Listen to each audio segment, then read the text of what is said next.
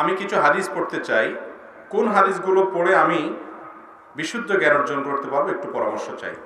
ভাইরা আমার, জ্ঞান অর্জনের জন্য যদি কোনো বই রেকমেন্ড করার কথা বলেন আমাকে, তাহলে আমি বলবো সর্বপ্রথম হলো কোরআনে কারীম অর্থ সহকারে, অন্তত সংক্ষিপ্ত ব্যাখ্যা সহকারে আপনার সংগ্রহে থাকতে হবে, এটা ফার্স্ট।